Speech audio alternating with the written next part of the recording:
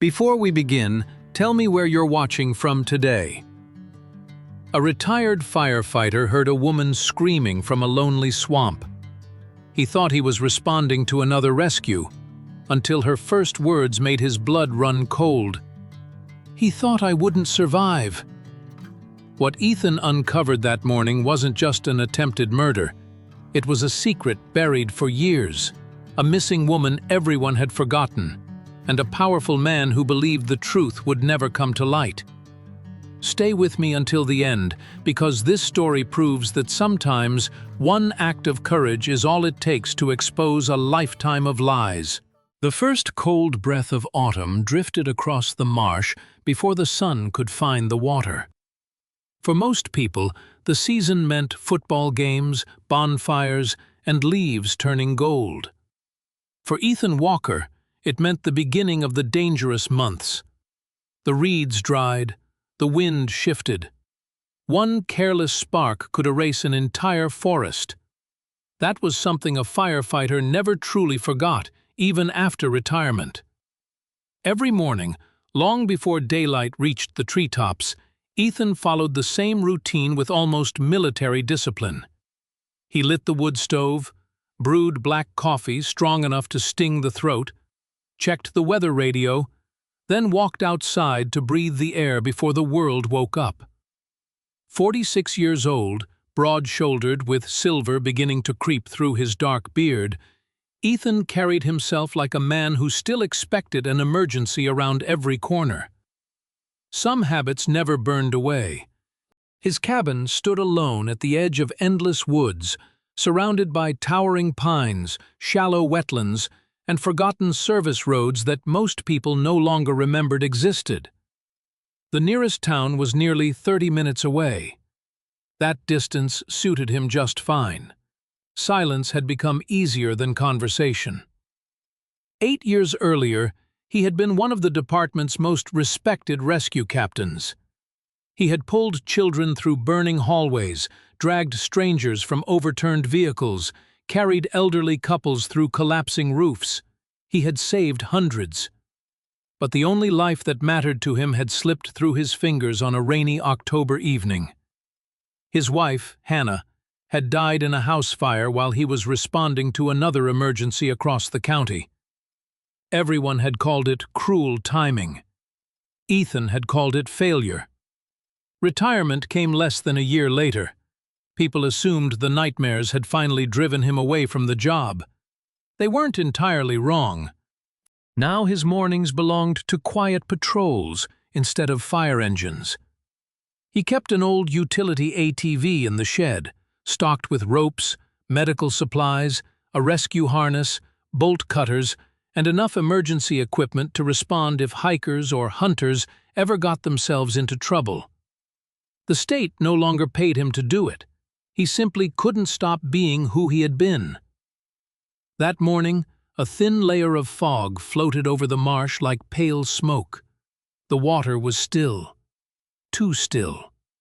Even the birds seemed reluctant to break the silence. Ethan parked the ATV beside an abandoned maintenance trail and walked toward a narrow ridge overlooking the wetlands. He checked fallen branches, looked for illegal campfires, and mentally noted several dead trees that might become hazards before winter. Then he heard it. A sharp cry. Brief. Broken. Not the cry of someone asking for help, the cry of someone who had just realized help might never come.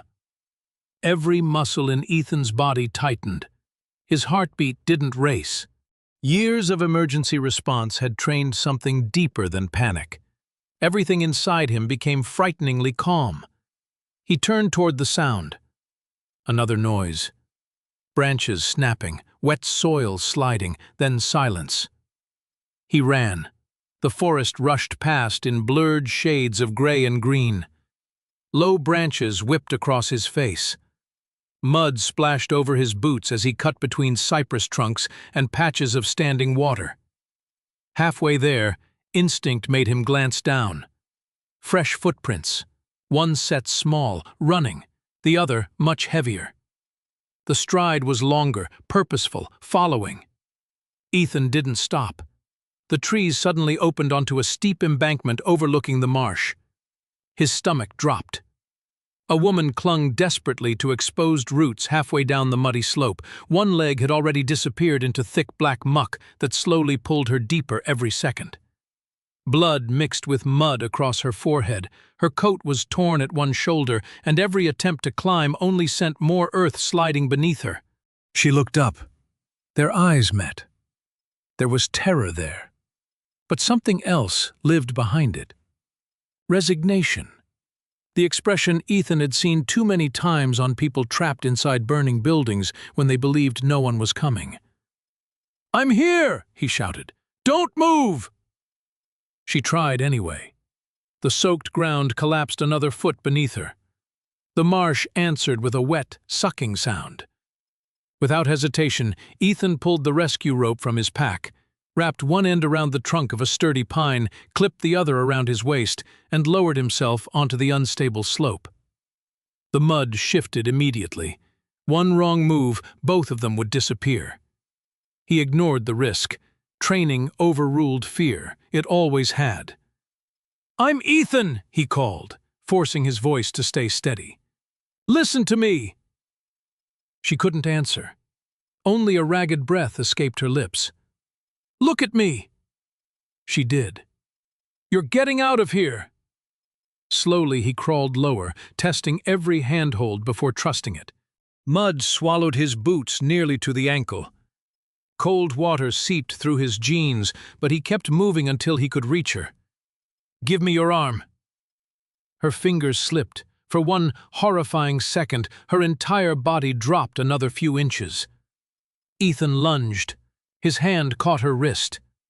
She weighed far less than he expected, but soaked clothing and thick mud fought against every inch they gained. The rope stretched. The pine groaned. His shoulders screamed. "Come on," he muttered through clenched teeth. Years ago, he'd pulled unconscious victims through walls of fire. Today felt harder. Not physically, emotionally. Because for the first time in years, someone else's survival mattered enough to hurt. With one final heave, they collapsed together onto solid ground several yards from the edge. The woman lay trembling, unable to stop shaking. Ethan immediately checked her breathing, pupils, and pulse. Fast, weak. Hypothermia wasn't far away. He removed his heavy field jacket and wrapped it around her shoulders. Only then did he notice something else. Near the top of the embankment, fresh tire tracks, a second pair of boot prints, deep, wide. One print pointed toward the cliff, the other pointed away. Someone had stood there, watching, waiting, not trying to help. Ethan slowly turned back to the woman. "Who was with you?" Her lips trembled. For several long seconds, she stared past him into the fog as though someone might still be standing there. Finally, barely louder than the wind, she whispered, "Please." Her voice broke. "Don't call the police." Then she gripped Ethan's sleeve with surprising strength. "He thought—" She swallowed painfully. "He thought I wouldn't survive." The fire inside Ethan's wood stove had burned low by the time they reached the cabin. He parked the ATV beside the porch and carefully lifted the injured woman into his arms. She tried to protest, embarrassed by her own weakness, but another wave of pain crossed her face before a single word escaped. "Easy," Ethan said quietly. "You don't have to prove you're strong." She closed her eyes. That sentence hurt more than her ankle. The cabin smelled of cedar, old books, black coffee, and smoke that had seeped into the walls over decades. It wasn't luxurious, but it was warm, clean, and steady, much like the man who lived inside it. Ethan laid her on the small bed in the guest room, a room that had remained untouched for years. He built the fire higher before returning with a first aid kit. "I need to check your head." She nodded. The cut above her temple wasn't deep enough for stitches, but it had bled heavily. Her ankle was swollen, though thankfully not broken. As he wrapped it with an elastic bandage, she watched his hands. They don't shake. Ethan smiled faintly. They used to. When? The night after my first apartment fire. She looked at him. And now? I learned something. What? The people you're helping are already terrified. If you look scared too, they lose hope. Silence settled over the room. Outside, wind brushed against the pine trees. Inside, only the crackling fire filled the space between two strangers carrying different kinds of scars.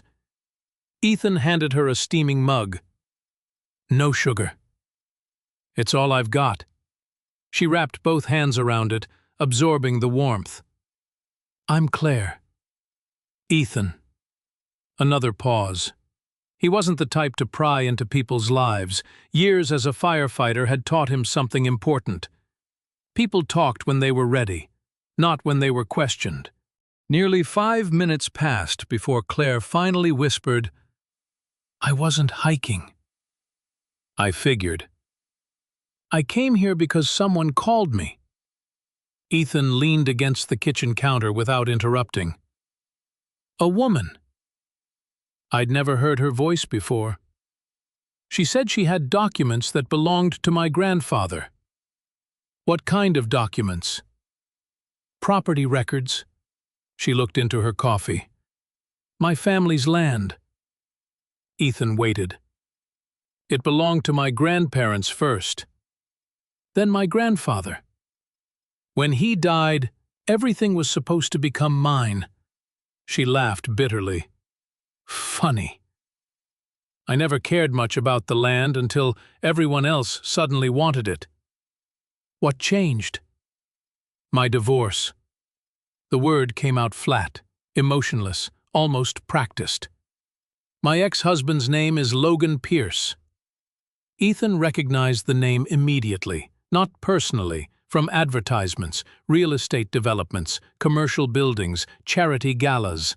One of those businessmen whose smiling face appeared in local newspapers every few months. You know him? I've seen his picture. Claire nodded. Most people have. They think he's generous. He knows exactly how to look generous. She stared into the flames. When we first met, he was perfect. He remembered birthdays. He brought flowers. He volunteered. He made everyone laugh. She smiled sadly. The frightening people aren't monsters on the first day.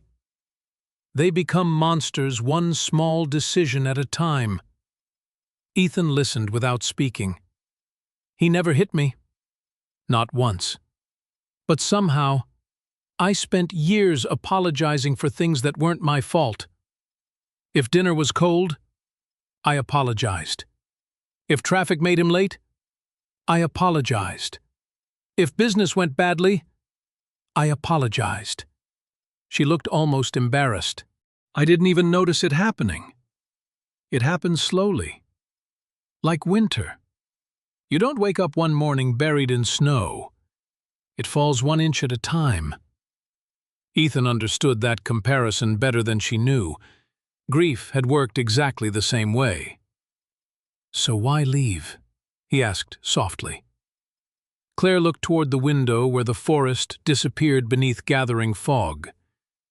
Because one day I realized I was afraid to hear his truck pull into the driveway. I wasn't excited anymore. I was relieved when he stayed away. She swallowed. No marriage survives that. The divorce had been finalized 2 years earlier. She had taken almost nothing. No money, no furniture, no lawsuits. She wanted only her freedom. Logan hadn't argued.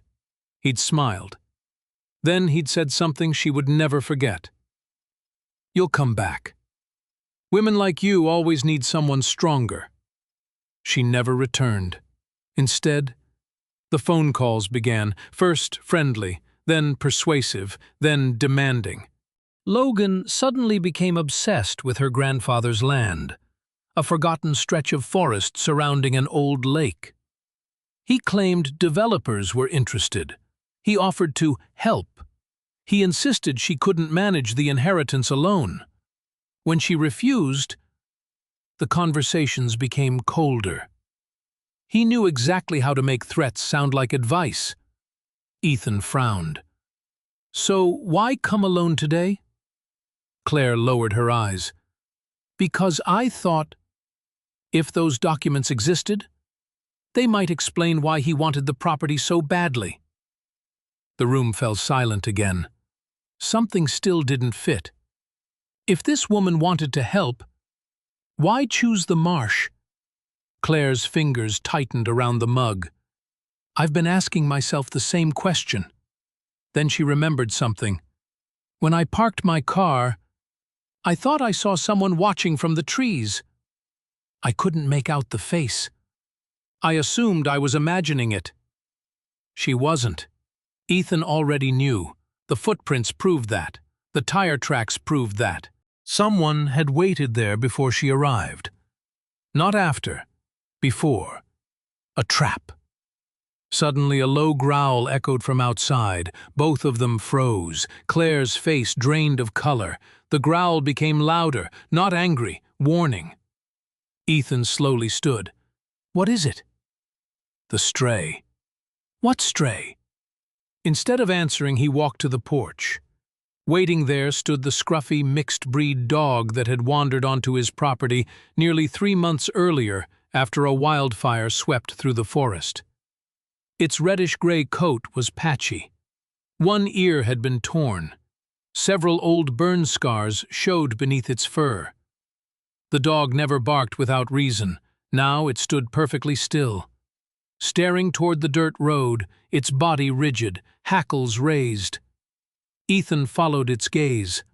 Far beyond the trees, barely visible through the fog, a black SUV sat motionless beside the road, engine running, watching the cabin. The moment Ethan took one step forward, the headlights switched on. The SUV backed away slowly, then disappeared into the mist without a sound. When Ethan returned inside, Claire was already standing despite the pain in her ankle. She hadn't asked the question. She already knew the answer. Her voice barely rose above a whisper.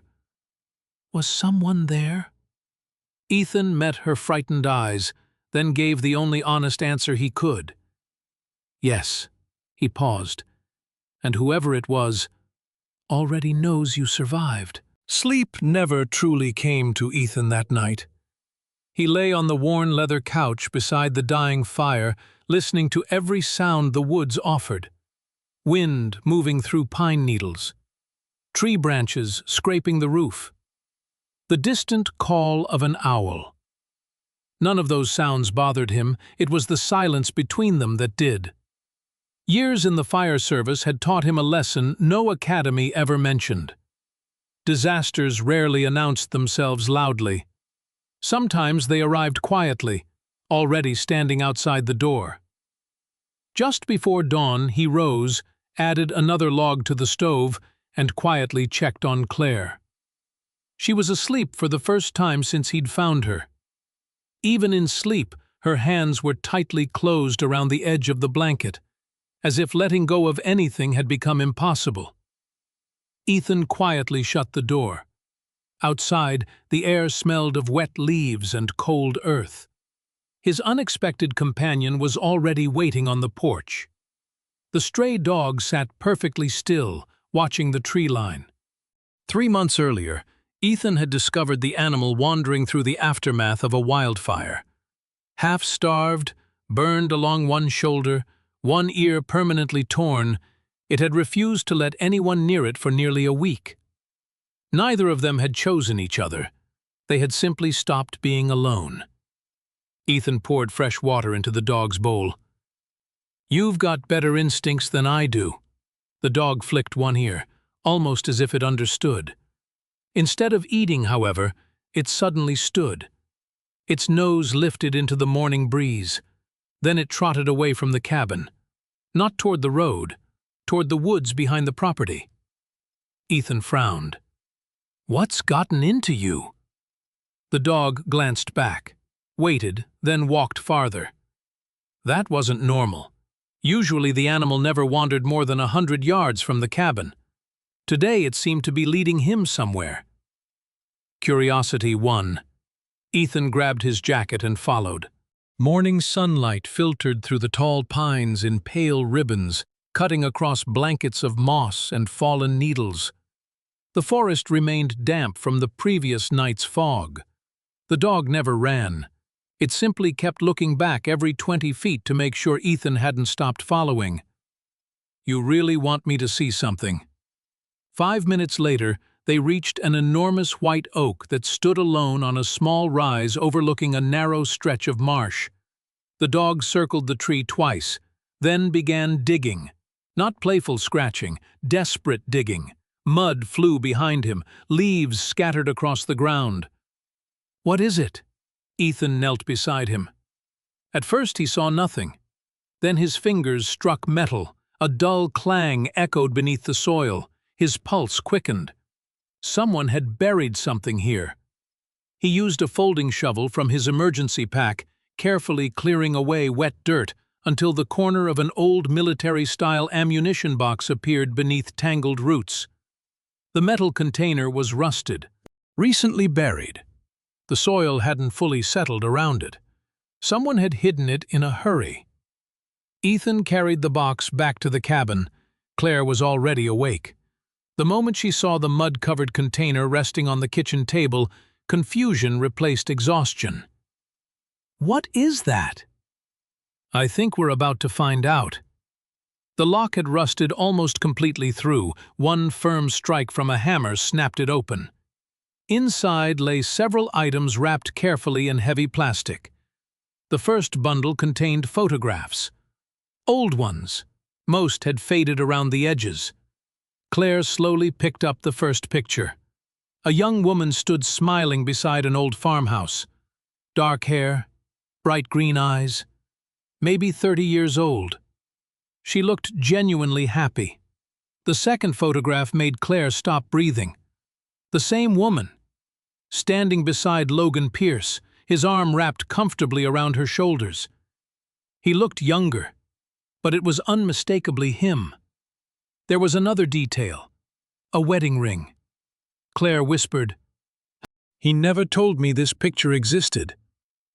She turned the photo over. Written neatly in blue ink were 2 words, Emily Pierce. Ethan watched Claire's face lose its color. Emily? His first wife. I only knew her first name. He always said she... Claire couldn't finish. Ethan already knew the answer. Ran away? She nodded slowly. That's what everyone believed. The next bundle contained a folded envelope. The paper inside had yellowed with age. The handwriting shook in several places. Claire unfolded it carefully. Her voice trembled as she read aloud. If anyone finds this, it means I wasn't imagining things. Logan says I'm paranoid. He says I make up stories. But he watches everything I do. He keeps asking me to sign papers transferring my aunt's property.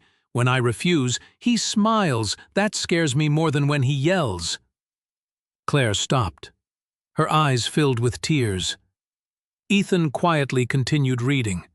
If I disappear, please don't believe anyone who says I left willingly. He already knows where people stop looking. The room became impossibly still. Only the ticking clock above the stove continued moving. Claire lowered the letter. I wasn't the first. No, Ethan's voice remained calm. You weren't. There was one final item inside the box. A small brass key. No label, no explanation. Just the number 17 stamped into its side. Beneath it rested another folded note. Unlike the first letter, this one contained only a single sentence. The truth is sleeping beneath the old cypress where the water never freezes. Neither of them spoke. Finally, Claire whispered, She hid something else. Ethan nodded. Looks that way. Claire stared toward the window. If Lon buried this, why didn't he destroy it? Ethan shook his head. I don't think he knew it existed. Just then, the dog, who had remained quietly beside the fireplace, suddenly stood. Its ears shot upward. Not toward the front door, toward the back window. Low, slow. A warning growl rolled deep inside its chest. Ethan crossed the room without a word. He pulled the curtain aside only an inch. At first, nothing. Then, far beyond the tree line, he caught the brief flash of sunlight reflecting off binocular lenses. Someone was watching the cabin again. The reflection vanished instantly. A second later, the distant sound of an engine echoed through the forest. Whoever had been there was already leaving. Ethan slowly let the curtain fall. He turned back toward Claire. His expression had changed. This wasn't just about saving a frightened woman anymore. Someone else knew the box had been found, and whoever that person was, they would almost certainly reach the next hiding place first. The rain began just before sunrise. A slow, steady drizzle tapped against the cabin roof, wrapping the forest in another layer of silence. The fog lingered low over the marsh, turning every tree into a gray silhouette that seemed to float between earth and sky. Ethan barely touched his breakfast. He sat at the kitchen table studying the brass key marked with the number 17, while Claire reread Emily's letter for what must have been the 10th time. Neither of them spoke. Sometimes answers became clearer only after enough silence. Finally, Claire broke it. She wasn't writing to the police. Ethan looked up. She was writing to whoever came after her. Claire nodded slowly. She believed someone else would become his next target. Her voice cracked. And she was right. The realization settled heavily between them. Emily had never expected to save herself. She had only hoped to save the next woman. Ethan folded the letter carefully. Then we owe her more than sympathy. Claire met his eyes. We finish what she started. An hour later, they loaded Ethan's ATV, first aid kit, tow rope, shovel, emergency radio, water. The ammunition box stayed locked inside the cabin. The brass key remained safely in Ethan's pocket. The stray dog waited beside the vehicle, tail low but alert. You riding with us? Ethan asked. The dog climbed aboard without hesitation.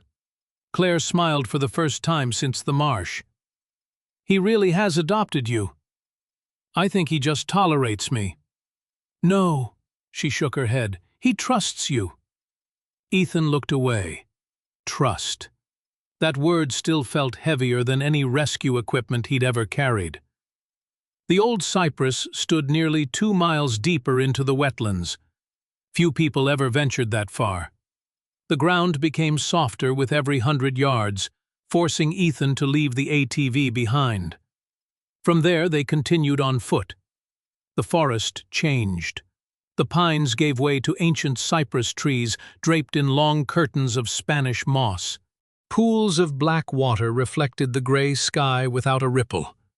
Everything looked frozen. Everything felt like it was waiting. Claire walked carefully beside Ethan, leaning on a walking stick he had carved that morning. Her ankle still hurt, but determination had begun replacing fear. You know, she said quietly, Logan always hated places like this. Why? He couldn't control them. She looked around the endless swamp. He hated anything unpredictable. Ethan answered without turning. Then he picked the wrong place to hide secrets. The dog suddenly stopped. Its nose hovered inches above the wet ground. Then it veered sharply left, toward an enormous cypress rising directly from shallow water. Unlike the surrounding trees, this one leaned slightly, its roots twisting above the muddy shoreline like enormous fingers. Claire whispered, "This has to be it." Ethan noticed something unusual. One section of bark near the roots looked newer, almost scratched. Someone had recently searched here. His pulse quickened. They've been here. Recently. Claire's face tightened. Logan? Maybe. Maybe someone else. The dog began pawing frantically beneath one exposed root. Mud flew in every direction. Within seconds, Ethan's shovel struck wood. Not metal. Wood. Together they uncovered an old cedar box wrapped in thick black plastic. Unlike the first container, this one had remained dry, almost perfectly preserved. Ethan unlocked it using the brass key. The lock clicked immediately. Inside rested 3 carefully sealed envelopes, a flash drive, a folded property map, and a thick stack of legal documents. Claire's breathing became uneven. The will. She unfolded the first pages. It was indeed her great-aunt's original estate paperwork. Attached were handwritten notes explaining several undocumented easements running through the surrounding wetlands. One section caught Ethan's attention. An abandoned access road, long forgotten, running directly beneath the property Logan had spent years trying to purchase. Why would he care so much about this road? Claire asked. I don't know. But I don't think this land is the real prize. The flash drive contained dozens of files. Thankfully, Ethan kept an old, rugged laptop inside his emergency pack. He connected the drive. Folders appeared. Photos, emails, voice recordings, financial records. One video immediately drew Claire's attention. The recording lasted less than 2 minutes. Emily sat alone inside her car. She looked exhausted. Her left wrist carried a fading bruise. If anyone ever watches this, please don't believe Logan. Her voice shook. He says everything belongs to him. He says love means sharing. But sharing became signing. Signing became surrender. And surrender became survival.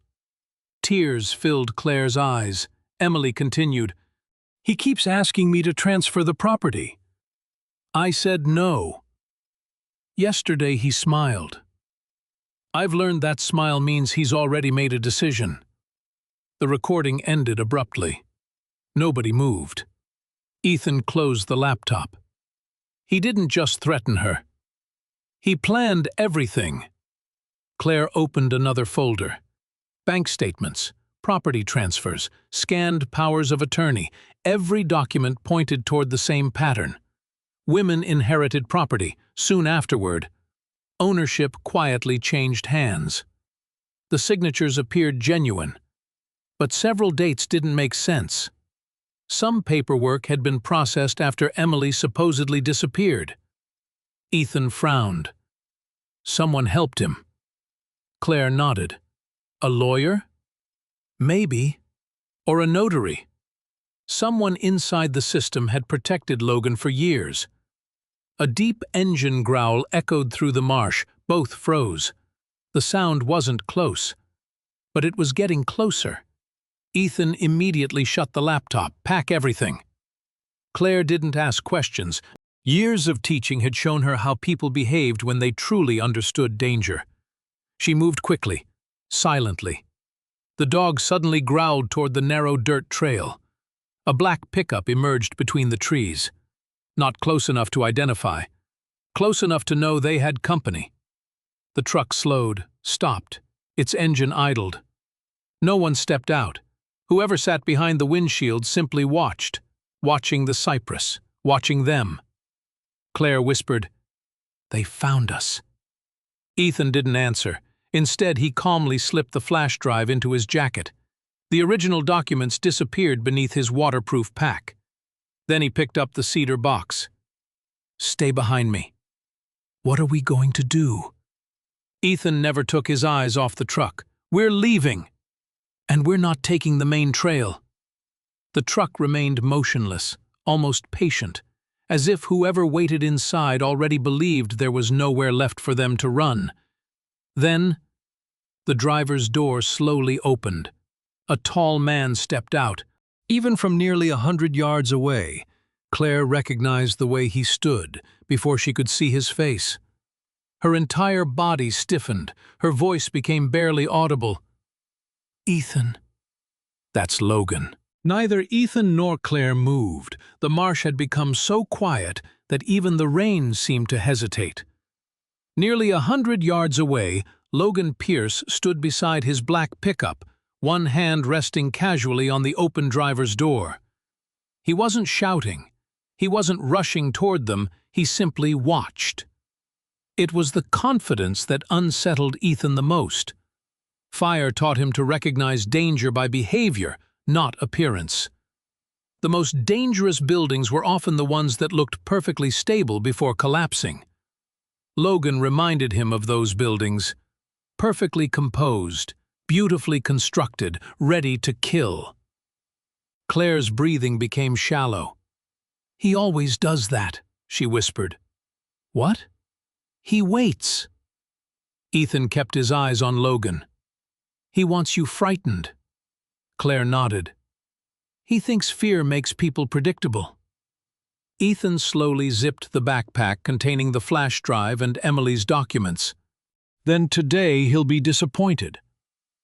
Without another word, he led Claire away from the cypress, not toward the visible trail, but through a narrow stretch of reeds that only someone familiar with wilderness navigation would notice. Years of searching smoke-filled forests had taught Ethan how to disappear while someone believed they were being followed. The dog stayed close, weaving silently between patches of cattails. Several times Ethan glanced back. Logan never followed. He simply remained beside the truck, watching, almost smiling. That disturbed Ethan even more. Nearly 40 minutes later, they reached the cabin through an old firebreak road hidden behind thick pines. Claire finally spoke. "Why didn't he stop us?" "I've been asking myself that." "He saw us take the box." "I know." "So why let us leave?" Ethan removed the backpack carefully. "Because he believes he still has time." Claire sat heavily at the kitchen table. "Time for what?" "To destroy whatever we're about to discover." The answer chilled them both. Ethan knew exactly one person who would understand what they had found. Frank Dawson. Retired state investigator, 72 years old, sharp-minded, painfully honest. Years earlier, Frank had worked alongside emergency crews during several wildfire investigations. Ethan trusted him because he had watched the old investigator refuse promotions rather than bury evidence for politicians. If Frank said something, it was because he believed it, not because it was convenient. By late afternoon, Frank arrived in an aging green pickup coated with road dust. He looked exactly as Ethan remembered, tall despite his age, gray beard, weathered hands, eyes that missed almost nothing. He spent nearly an hour examining every photograph, every letter, every property record. When he finally leaned back, he removed his reading glasses without saying a word. Silence filled the room. Claire could no longer bear it. "What is it?" Frank looked at her. "Your ex-husband isn't improvising. He has a system." Ethan frowned. "What do you mean?" Frank arranged the photographs across the table. "Look carefully. Emily, property inheritance, pressure, isolation, disappearance." He placed Claire's documents beside them. "Now look again. Inheritance, pressure, isolation, attempted murder." Claire stared at the table. The similarities were undeniable. "He repeats himself." Frank nodded. "Predators usually do. They succeed once, they trust the same method forever." He pulled another folder from his truck. "I stopped by the county courthouse before coming here." Ethan looked surprised. "You found something already?" Frank gave a tired smile. "I've been retired long enough to know which clerks still owe me favors." Inside the folder lay several photocopied records. One immediately caught Claire's attention. Emily Pierce, power of attorney, Failed 11 days before her disappearance. Claire's face turned white. She never signed that. Frank nodded slowly. I don't think she did either. Another document followed, a property transfer completed 6 months later, then another, finally, a notarized signature. Frank tapped the bottom corner. See this name? Claire read it aloud. Angela Brooks. The notary? Frank nodded. I've seen her before. Where? 3 unrelated inheritance disputes. Every family somehow lost property. No criminal charges. No complaints that stuck. But her name kept appearing. Ethan folded his arms. So Logan had help. I believe so, Frank answered carefully. Whether she knew everything, that's another question. Claire walked to the window. Rain streaked the glass. I kept wondering why he married me. Frank looked at her gently. You think it was the land? She laughed bitterly. I used to think he loved me. No one answered. Sometimes truth was cruel enough without adding words. As evening settled over the cabin, another visitor arrived. An elderly woman stepped onto the porch, carrying a small cardboard box. She introduced herself as Margaret Ellis. Claire recognized the name immediately. Margaret had once been Emily's next-door neighbor. I heard, the older woman said softly, that someone survived. Claire's eyes widened. How? Margaret looked toward the marsh. Small towns don't keep secrets. They just tell them slowly. She placed the box on the table. I should have brought this years ago. Inside lay an old cassette recorder, several photographs, and a handwritten journal. Margaret lowered her head. I was afraid. I kept telling myself it wasn't my business. My silence didn't protect anyone. Claire carefully opened the journal. Every page belonged to Emily. The final entries became increasingly frantic. Logan keeps driving me to the lake. He says we should pick the perfect place to build our future cabin. He asks strange questions. Which banks flood? Where does the mud stay soft after rain? Which roads don't have cameras? Claire stopped reading. She couldn't continue. Ethan quietly took over. The final page contained only one sentence. If he ever asks me to meet him alone near the water, I must never go. The room fell silent again. Frank slowly closed the journal. This changes everything. How? Claire whispered. It proves intent. But we still don't know what happened to Emily. Frank looked directly at Ethan. No. But now we know where to start looking. Ethan understood immediately. The lake. The marsh. The old access roads. Frank nodded. And one more thing. He reached into his coat pocket and removed a folded county map. Several red circles had been drawn across remote wetlands. I checked every emergency response involving Logan over the past 15 years.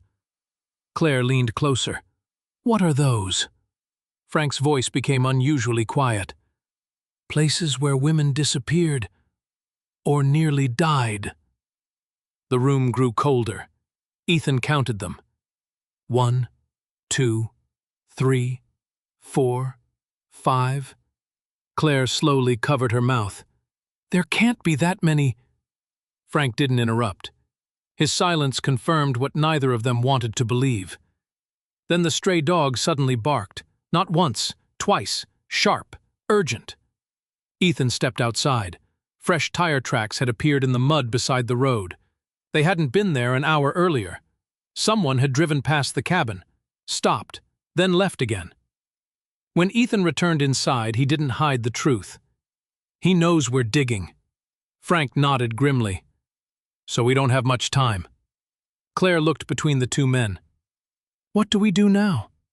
Frank answered without hesitation. Tomorrow morning.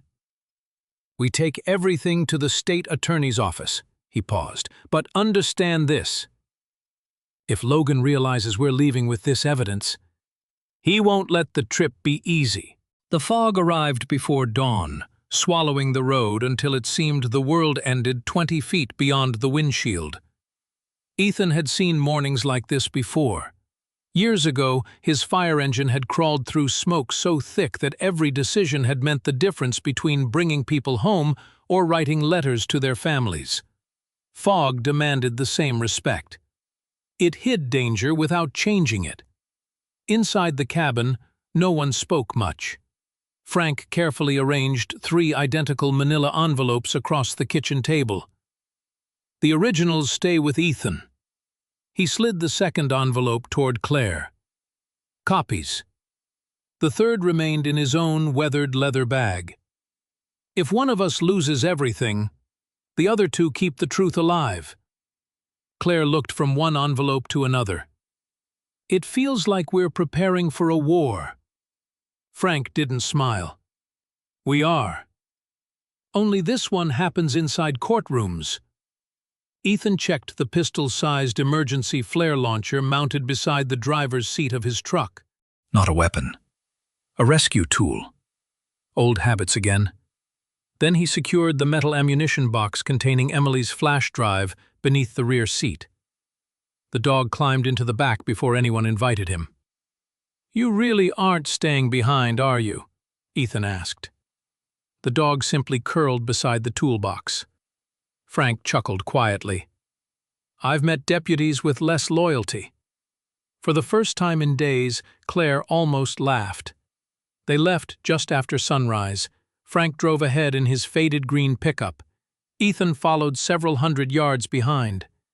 If someone intended to intercept them, separating the evidence into 2 vehicles gave them a better chance. The state attorney's office lay nearly 3 hours away. Most of the route followed quiet county roads, cutting through forests and abandoned farmland. The first 45 minutes passed without incident. Too quietly. Ethan noticed it first.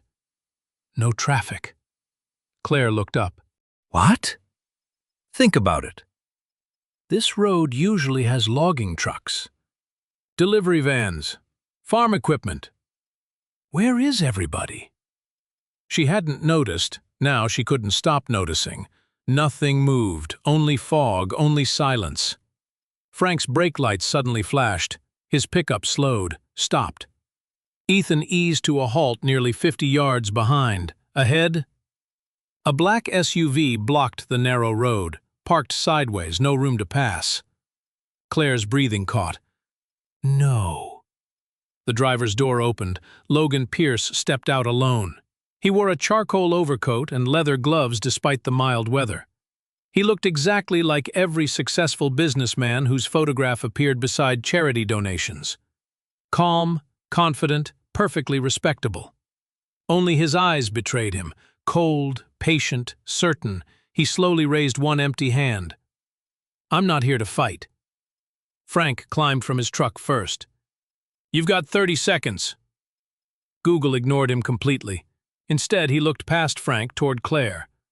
I've been worried about you. Claire whispered, Liar. He smiled gently. The people who are manipulating you have filled your head with stories. Ethan stepped out. No one's manipulating her. Logan finally acknowledged him. You must be Ethan. I've heard you're a hero. The word carried just enough mockery to make its meaning clear. I've also heard heroes sometimes mistake themselves for judges. Ethan closed his truck door quietly. I'm neither. I'm just taking someone to safety, Logan sighed. You've made this much harder than it needed to be. He reached into his coat. Claire froze. Ethan instinctively shifted forward, instead of a weapon.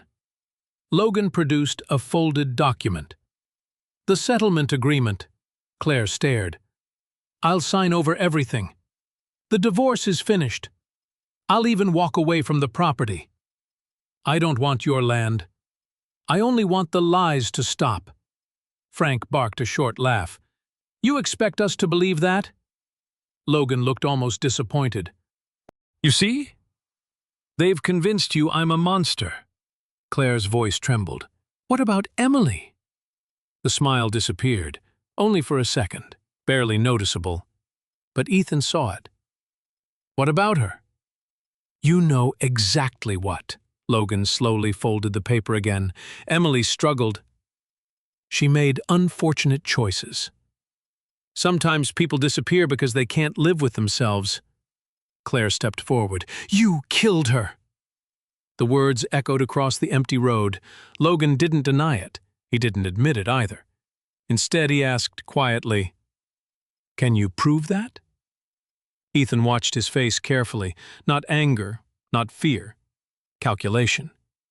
Every answer had been rehearsed long ago. Then something unexpected happened. The dog leaped from Ethan's truck, not toward Logan, toward the black SUV, barking furiously, scratching at the rear passenger door.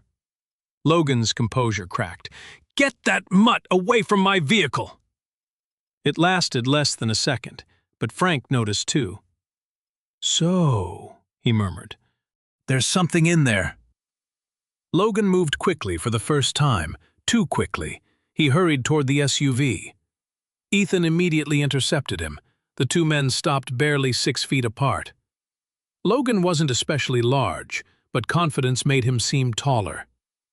You don't know who you're dealing with, Logan said quietly.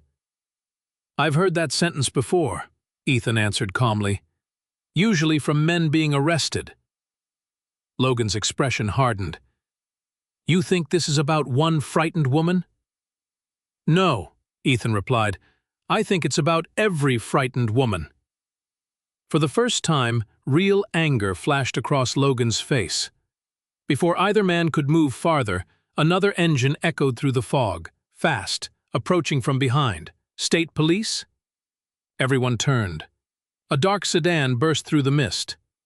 Logan looked at it, then at Ethan, then at Claire. Something changed inside his eyes. He made a decision. Without another word, he sprinted back toward the SUV. Logan! Frank shouted. Too late. The engine roared. The SUV spun violently across wet gravel before shooting off the road onto an abandoned logging trail, disappearing into the forest. Ethan jumped back into his truck. I'm going after him! Frank grabbed his arm. No! We've got the evidence.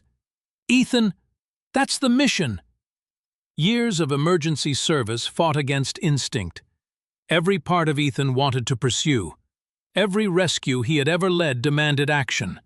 But another lesson returned to him. Sometimes, saving the victim mattered more than catching the person who started the fire. He slowly released the steering wheel. The SUV disappeared into the fog. Gone. An hour later, after confirming the road was clear, they continued toward the state attorney's office. Claire held Emily's journal tightly against her chest. What if he escapes forever? Ethan kept his eyes on the road. He already lost something. What? The one thing men like him need most. She looked at him. Control. The prosecutors received them shortly after noon. Unlike the local authorities, they listened. Every photograph, every recording, every letter, every property transfer, every page of Emily's journal, no interruptions, no skepticism. When the lead investigator finally closed the final folder, she looked directly at Claire. We're opening 2 criminal investigations. One for the attempted murder of Ms. Bennett, and one reopening the disappearance of Emily Pierce. Claire closed her eyes. For the first time since the marsh, someone believed her. As they left the building near sunset, Frank's phone rang. He answered, listened. His weathered face grew pale. What is it? Ethan asked. Frank lowered the phone slowly. State police found Logan's SUV. Claire's heart jumped. They caught him? Frank shook his head. The SUV was abandoned. Doors open. Engine cold. No fingerprints, no driver. He looked toward the darkening horizon. Logan Pierce, 2020. Winter arrived quietly. The marsh that had nearly claimed Claire's life now rested beneath a thin veil of morning frost. The reeds no longer whispered in the wind.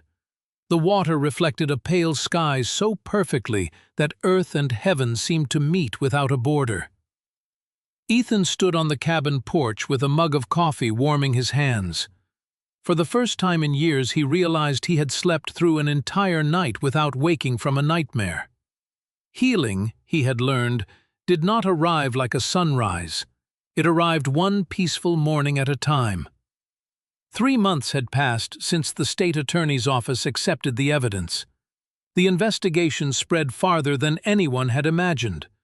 Emily's journal became the thread that unraveled everything. The forged signatures matched records from 3 additional inheritance cases. Angela Brooks, the notary whose name Frank had uncovered, eventually admitted she had notarized documents without personally witnessing signatures. At first, she insisted she had only been careless. Then investigators discovered large payments deposited into accounts she had never reported. The lies collapsed one confession at a time. Logan Pierce's business empire began falling apart almost overnight. State investigators froze multiple real estate transactions. Federal financial crimes agents opened their own inquiry into fraudulent property transfers. Former employees who had once feared speaking suddenly found the courage to come forward. One accountant revealed that Logan maintained hidden files on wealthy widows and women expected to inherit family land. Another admitted he had been instructed to destroy financial records every 6 months. The man who had spent years controlling everyone around him could no longer control the truth. Yet one question remained unanswered. Where was Logan? Search teams found abandoned cabins, burned documents, discarded phones, empty bank accounts, but not him. It was as though the forest had swallowed him whole. Frank often said that fugitives eventually made one mistake.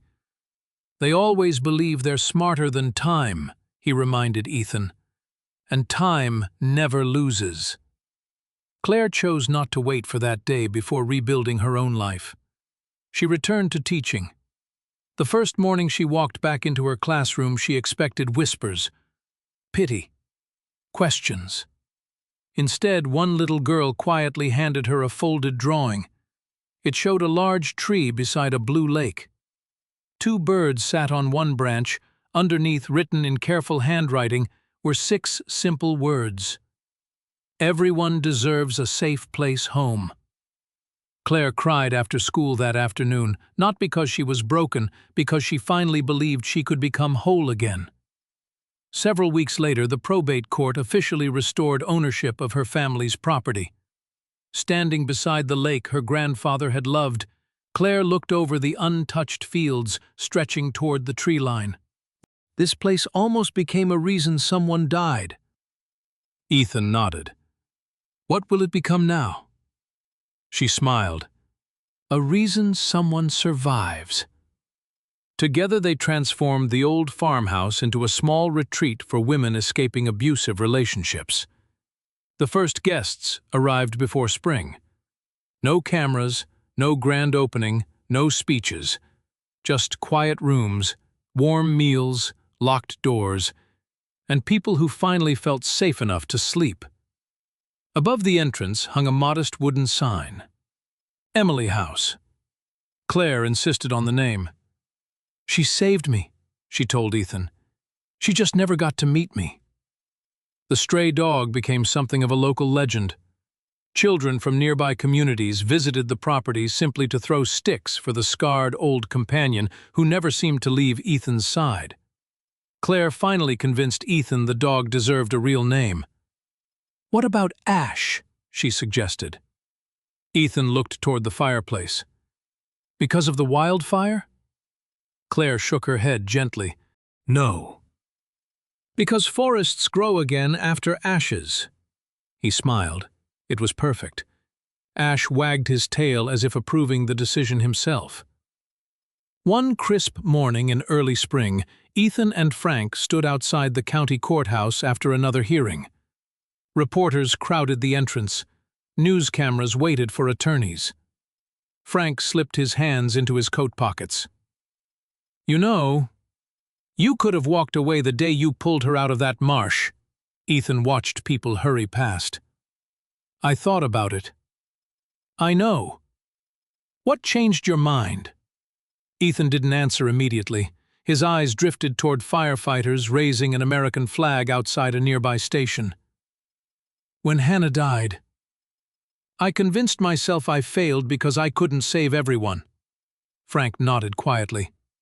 "I spent years believing that." He looked toward the courthouse doors where Claire laughed with several women from Emily House. "But maybe saving everyone was never the job." Frank smiled. "What was?" Ethan's answer came almost as a whisper. "Just don't walk past the person standing in front of you." Late that afternoon, Ethan and Claire drove back to the marsh.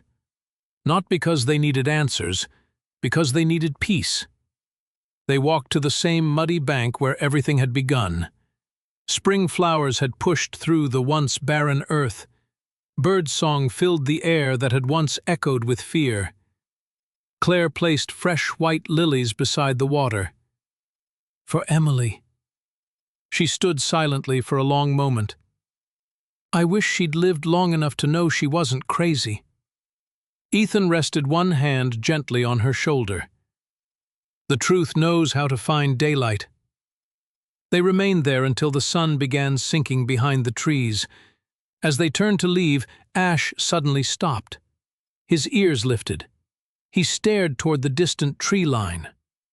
A state police SUV slowly emerged from the gravel road. An officer stepped out carrying a folder. He recognized Ethan immediately. "I thought you'd want to hear this in person." Claire's heart skipped. "What happened?" The officer smiled for the first time. Logan Pierce was arrested just after sunrise. Neither Ethan nor Claire spoke. He crossed the border using a false identity. He made one mistake. He tried to access money from an account we were already monitoring. Frank had been right. Time never loses. Months later, Claire attended the first day of a support group at Emily House. Women sat together drinking coffee, some speaking for the first time about years of fear they had carried alone. Outside, Ethan repaired a section of the old porch while Ash slept beneath the warm afternoon sun.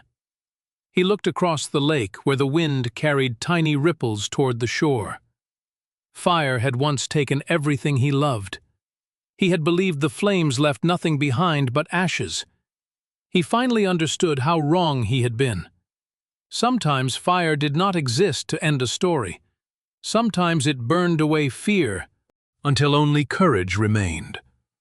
And in that quiet place where grief finally made room for hope, Ethan Walker discovered that the greatest rescue of his life had never happened inside a burning building.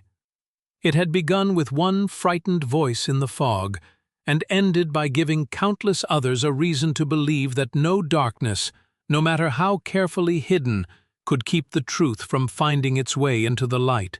Before we say goodbye, remember this. Sometimes God's greatest miracles don't come as dramatic signs. They come through ordinary people who choose kindness, courage, and compassion. No matter what you're facing today, don't lose hope. God sees every tear, hears every prayer, and is always working in ways we may not yet understand. If this story touched your heart, please like, share, and subscribe to support our channel. Leave a comment below and tell us where you're watching from. We'd love to hear your story. May God bless you and your family with peace, good health, strength, and hope. Thank you for watching, and we'll see you in the next story. God bless you.